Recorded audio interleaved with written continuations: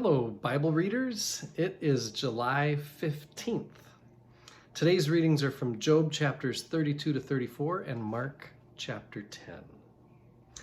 And this is that part of Mark that a lot of preachers dread, a lot of people point to when they try to bash people over the head with a Bible.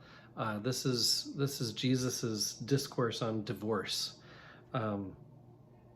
As I've studied this one because I've had to preach on it a number of times, and what I take away from this story is more about the Pharisees than it is about anything else.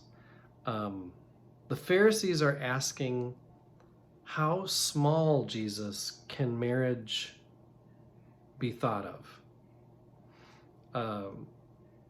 They want to think of it as just a legal device that, when somebody wants to get out of it, can they? Jesus wants to enlarge the idea of what a gift marriage is. It's not just a legal connection. It can be the kind of relationship where God can make one from two. I actually think it's more of a beautiful proclamation from Jesus about marriage than it is a judgment on divorce. In my relationship with God, I believe God is a giver of good news, grace, and mercy.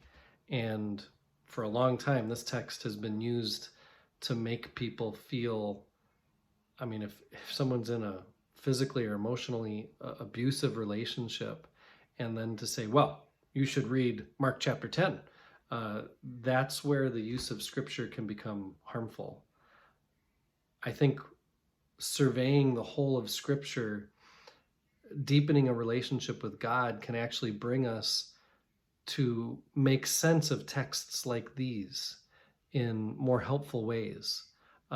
Seeing the big picture can help us make sense of the little pictures. Okay, again, and then after that, again, metaphor is used.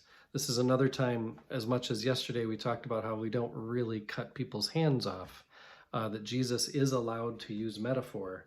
Because some people would say, well, I read the Bible literally. Well, then metaphor is allowed for Jesus. And he says, it's hard for a rich person to, I can't remember the words exactly, but it's to get to the heavenly places. It would be like a camel going through the eye of a needle. Well, that's a saying.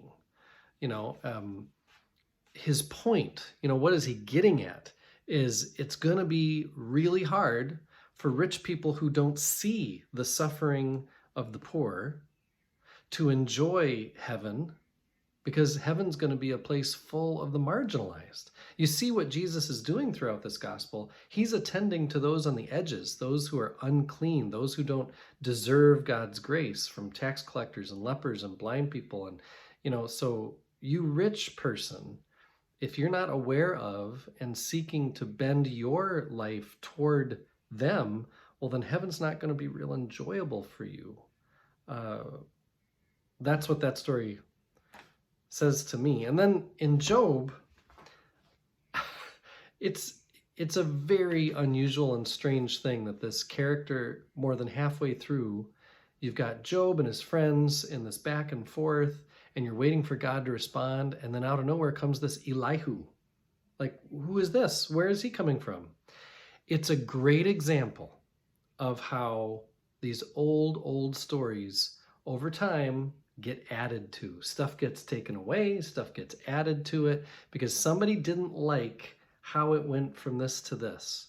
And so there's 6 chapters here where Elihu is just, scholars think it was just inserted. You could read Job without Elihu at all, and it would make complete sense.